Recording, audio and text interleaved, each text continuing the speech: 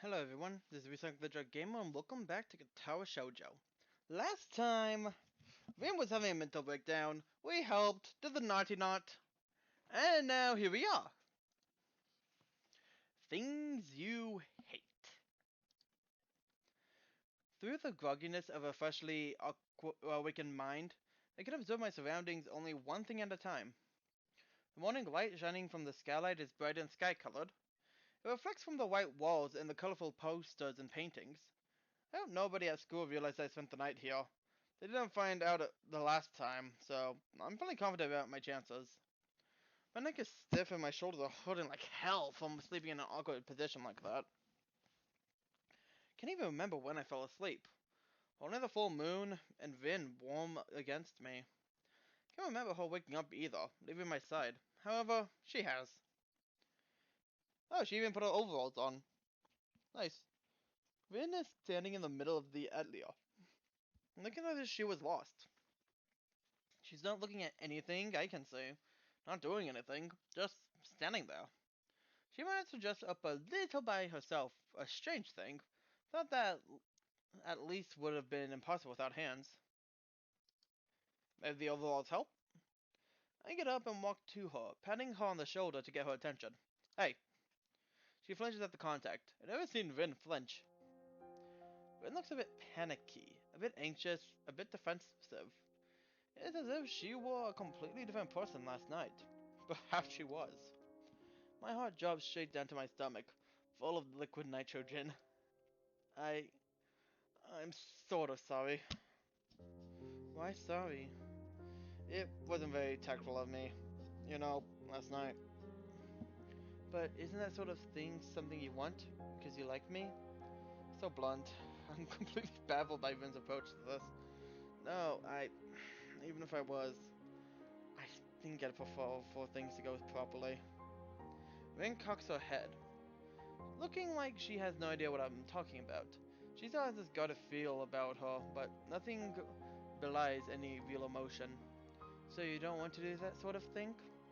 I didn't say that. So you do? I didn't say that either! Listen, it doesn't even matter. I just don't think it was the best thing I could have done in that situation. And I tried to apologize. What for whose benefit I'm trying to come clear with these feelings. I don't even know why I'm feeling so terribly guilty. Maybe. I don't think it was a very good idea either. Probably. It's like you said, we are not like that. We are friends. It was a bad idea. Maybe you should forget about it, and I will too. I'm really good at forgetting things, so it should be alright with me. I can't do that. Why? Because I like you, that's why. I told you that you shouldn't talk about that. I don't agree. Besides, you brought it up yourself before. Hold my hand and pinch the bridge of my nose in frustration. I have no idea how to get Rin to understand. I hate that Rin can't clearly tell what she feels about anything. I hate that she's sending these confusing signals, as if she's expecting me to read her mind. Do you hate me? She actually thinks about this for some time. I don't hate anything. I don't think I'm a hateful person. Then what am I to you? Help me understand. Try to sound as reasonable as I can. I don't know if it will help. Rationally thinking, this is the only way to get her to understand my point of view. Problem is, rationality never was a thing for Ren. It doesn't restrict her like it restricts me. It's not like her driving force. It doesn't make her behave like a normal person. I can't. Same answer. I feel so powerless. I feel so frustrated. Why? I don't think you'd understand. I'm not sure if I do.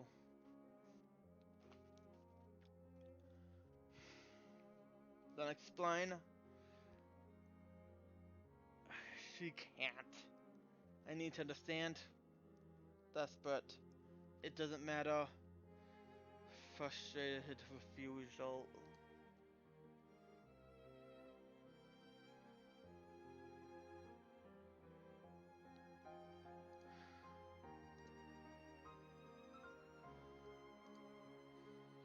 I'm not going to say explain.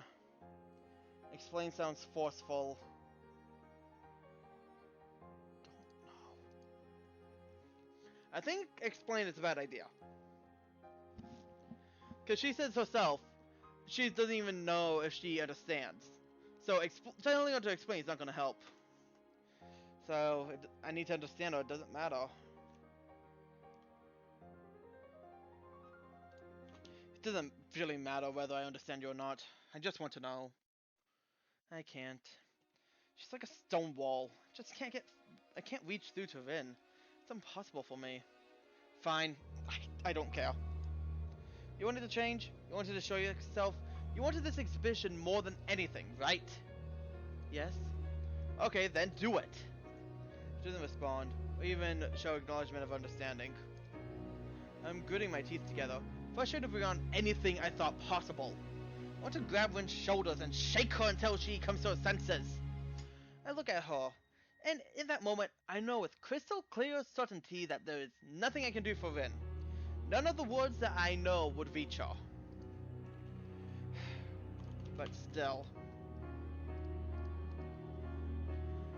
I think that for whatever reason, you think it's important that you go this way all the way to the end, even if it's not healthy for you on many different levels. But I'll have nothing to do with it. I can't accept being treated like this, and not understand the reasons for it. I'm finished here. Full weight of what I said sinks in the silent distance between us. Rin doesn't show any reaction, nor even blinks her eyes.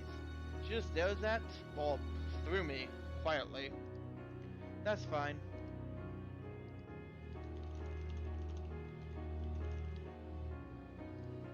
Her voice is painfully calm, emotionless like an announcement that the 7:30 train will be 7 minutes late. With those words, Rin made her choice. I made mine. If either of us secretly wanted to change our mind, it's too late for that. Take a hard, long look at Rin, however that conveys my feelings. Without knowing whether it does or not, I leave the Atlas for the last time, feeling empty and anxious like so many times before. This does not feel good. Act 4. Dream. That's a really good picture. I'm making a time for class, though not in time for breakfast. The classroom is bathing in the gentle light of the sun. This means that it's going to be intolerably hot in the afternoon. For now, though, it's pleasant. Look at Misha in Shizune's animated discussion about whatever. Hanako staring out of the classroom window, Muto stumbling into class 4 minutes late, and with no recollection of what he's supposed to be teaching today. I could never imagine dropping out of school just like that. It was only for a few weeks. On the other hand, Rin doesn't seem to have a problem with the idea, or going through with it. Then again, somehow I got caught along in an insane isolation, even if we ended up hurting each other. Or did we? Maybe only I got hurt. It takes me until late in the afternoon to realize that today is Monday. The art club meets today. Not just that, due to the exams, this will be the last art club meeting before summer vacation. Without Rin, it feels pretty pointless to go there, but I want to talk with the teacher. The meeting itself isn't noteworthy, just as my skills with watercolors are not worth mentioning. Nomiya tries to encourage me, advise me without sounding too condescending, but he's not very good at it. If nothing else, joining the art club has taught me that I like art. It would be nice if I could actually try and make some art in the art club though. After the fruits of everyone's labors have been piled into a neat stack on the teacher's desk, he clears his throat to give a little speech. That's it for this trimester, everyone! His voice is pretty loud and way too enthusiastic for it to be genuine. The next meeting's after summer vacation, on the Monday of the first week of next term. Hope to see everyone there again. Have a nice vacation.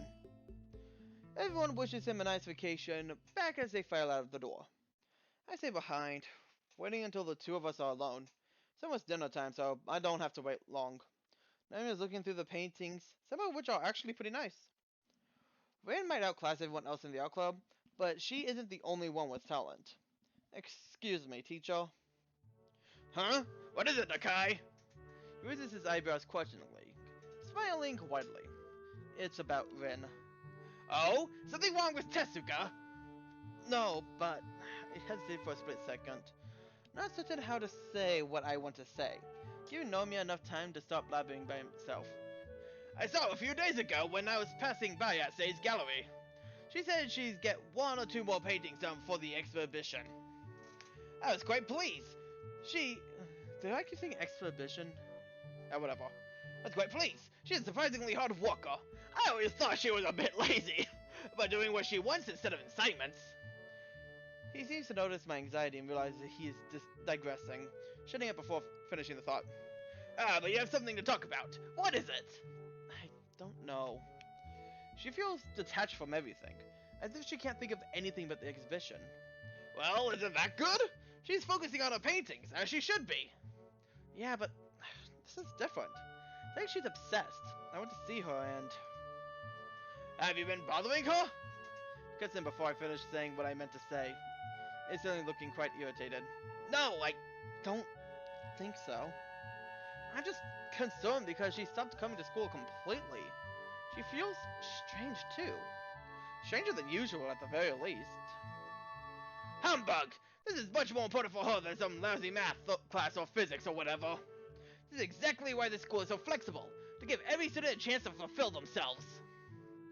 Tezuka is a painter, so she should paint, no? And have an exhibition. That's what artists do. She should be allowed to concentrate on that. Not these other frivolous classes. She should be encouraged. If you think about it, it's really quite obvious. His counter-arguments are not very convincing, but I'm having a hard time trying to make any kind of rebuttal. My grudgingly silence is interpreted as assent, and Nomiya turns in to shuffle the stack of turned-in assignments on his desk like a deck of cards. I have to say, while we're talking about Tezuka's exhibition, I'm very excited to see how it turns out. She's still so young, yet has such wonderful skill and style.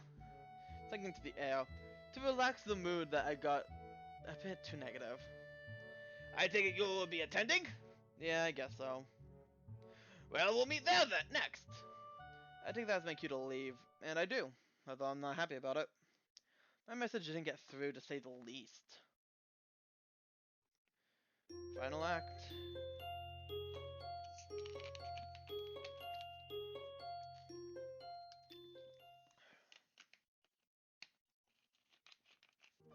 Great classroom. The day after that, all the missed opportunities and things I should have said come crashing down on me. There's nothing left to do afterwards about Brood. Second day. I'm gonna feel anxious. Stop doubting my doubt, and it feels stupid. Especially since I still can't think of anything else than Rin. Third day, Japanese exam and world history exam. Great! The thing I hate most about her is that she can make me feel this awful, even though I should be focusing on entirely different stuff right now. Fourth day, math exam. We have a math exam. It goes how it goes. I don't care. Fifth day, now he asks me again if I'll attend the exhibition opening. Can't say no to him, even though I seriously want to. I just don't want to discuss with him anything Rin related, so it's just better to take the path of least resistance. On the sixth day, the day before exhibition opening, I find Rin standing in the hallway in front of my door when I return to the dorms after dinner. What are you doing here? My tone is angrier than I intended. This is disappointing that I was unable to restrain myself, but it can't be helped. Rin just stands there, like she just happened to coincidentally be standing around here where she has no business being. The way she acts so coolly to everything annoys me now. This is not good. It's been 6 days and the sight of her has me boiling. She hasn't even opened her mouth yet. Finished painting. Shouldn't you be at the gallery, preparing? They said no. Guess the gallery owner does that part then. Getting the paintings framed, hung on the walls and whatnot. So, why are you here? Felt like it. Same old stupid pattern emerges again. Me asking her questions, to which she replies with answers that don't answer anything, because it's the only other way we can converse. But for me listening to her blabbing about whatever, which isn't really a conversation. Is this a play? Are there some unseen roles that we have unknowingly set ourselves into? dictating the rules of engagement wherever we see each other, inevitably leading us to us hurting each other. Her nonchalant answers, accompanied by even more nonchalant shrugs, leave me none the wiser. I guess I should be happy that the exhibition preparations are complete. When I walk into my room, I hear her footsteps following me in. I didn't invite her in. I won't ask her to leave. She cleans my bed without my permission, making me wish that I had taken the time to make it before I left in the morning, then stands up again as though she sat on hot coals. I half lean against a single corner of my desktop that isn't cluttered with stuff to rest my legs at least a little bit.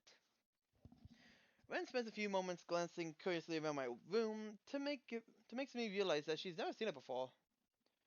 For a moment, she actually looks like she's concentrating, trying to get everything. This must be the eye for detail that makes her an artist. Since the room is small, she quickly runs out of things to look at. Nothing else transpires, allowing the uncomfortable silence to take over the atmosphere. The mood is chilly to say the least, and both of us are on guard, waiting for the other to make the first move. Of course, Rin could play this game forever, so it has to be me. So, give up because she'd never tried to open conversation, and because it seems that she wants to say something, and I want to get it over with. Why else would she be here if she didn't want to talk? I don't know what to say myself. I want to be angry, but I can't bring myself to yell at her or anything. My voice catches her attention, and she tries to search for words as well, but it seems that she's not entirely certain as to why she's here either. And so Vin simply takes a few steps to close the distance between us, raising on the tips of her toes, even out to the height difference. It was a bad idea. Maybe you should forget about it, and I will too. It's a reflex, and almost as an afterthought, the words no, yes, and maybe simultaneously surface inside my mind. My hand is in between her lips and mine, while that I raise to guard against something. Breath feels warm against my fingers. Scent of her skin lingers about, a mysterious, indescribable sensation that captures me and draws my eyes deep into hers. She looks in her eyes in surprise, quizzically as to why the impertinent hand prevented her advances. Her eyes are really big and glisten with moisture, and staring right into my own with a soft gaze. I'm having a hard time to match. Rin's half-open mouth makes her look even more confused, although the sensual way her lips are arched is signaling something completely different. Please, I need you. The words come from her throat as a coarse whisper meant only for me, bypassing her tongue and teeth without giving them any chance to interpret. They sober me in an instant, and I clumsily flinch back to get a little bit of distance between us, painfully scrapping against my desk in the process.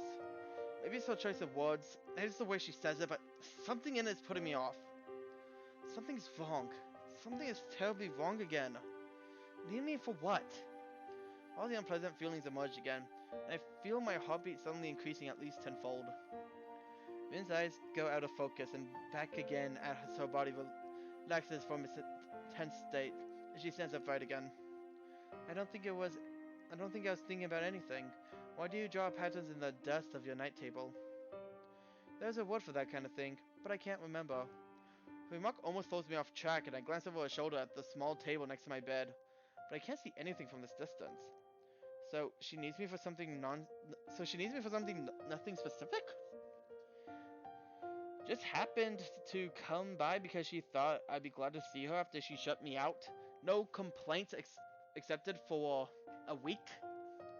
Completely altruistic motives? Felt like it? Bullshit! I can answer myself. To play mind games with whenever you want, to kiss whenever you want, to ignore whenever you want, to fulfill the whims whenever you want? Is that it? What do you need me for?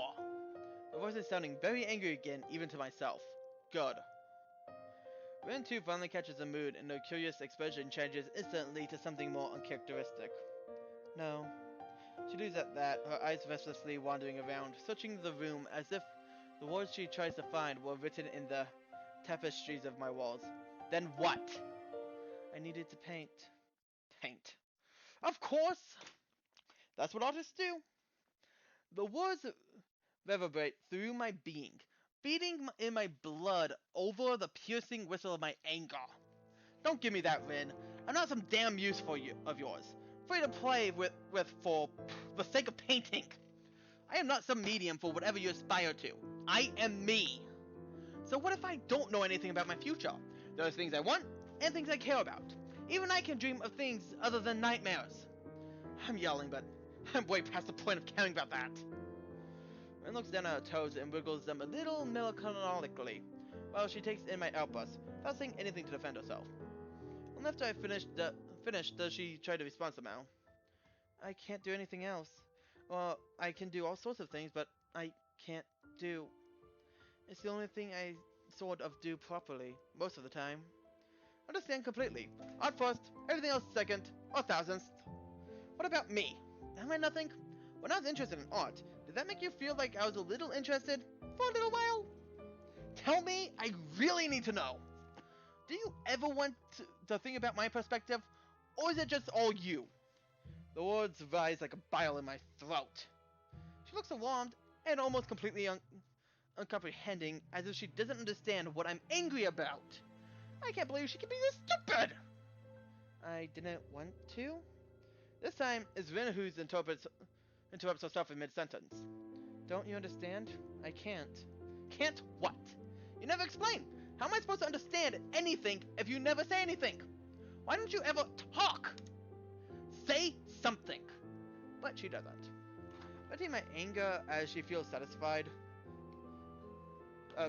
Venting my anger at her feels satisfying. It feels wrong to take so much satisfaction in it, but I can't stop. Not wanting to face my anger head on, Rin turns around to steadfastly look out of my window, even though there's nothing to look at. The worst of my air is gone, I shut up, and I can't be bothered to keep on yelling at the back of her head. So silence finally returns. Try to discern some hints of her reactions through my adrenaline-distorted vision. My feedback was not the best kind, but I hope Rin got the clue that she can't just ignore everything else whenever she feels like it. I hate it if she didn't. She never ever listens to anything. She's so unaffected by the world around her. Not this time, it seems. Her body is shaking like from holding back tears. But I already know that Rin is not crying. Her indifference made me so furious. Now that it's gone, I'm at a loss. I wonder. Did I go too far? Look, Go away. Go away, Hisao. Voice is tiny and tired as she says this, but hear the words clear as day. What is there to say anymore? This is my room. The blunt, hollow remark is a fitting conclusion for this unpleasant discussion that became an even more unpleasant and very one-sided yelling match. After a moment of collecting herself, Rin just gives up. I can see it from the way she slumps her shoulders and walks out. Even though she deliberately leads to the other direction, I can see how she's biting the corner of her lips so hard it might start bleeding if she won't stop. As she makes her exit, I realize that she's left the door open when she came in. My yelling must have echoed around the door hallways. Now that she's gone, I'm left alone with my guilt. The thumping in my chest slowly subdues. Anxiety replaces it. Somehow, I feel that none of this would have ever happened if not for me. No matter how infuriating, unbearable, and outrageous Rin is, she is not the Rin I thought I knew. The Rin that I expected Rin to be. Was it me who caused all this by talking Rin into taking her chances with the exhibition? Am I directly responsible for Rin becoming like she has been for the past weeks? Can't think of any other explanation for her weird behavior than the exhibition and all the things that came along with it. Maybe it was the only way that could have brought us closer, but all it did was separate us further away from each other. Now, beyond the reach of either of us. Bang my head hard against the wall. Twice to make sure it hurts. That's all for this time. Exhibition coming along. Let's see how well this goes next time. See you guys then.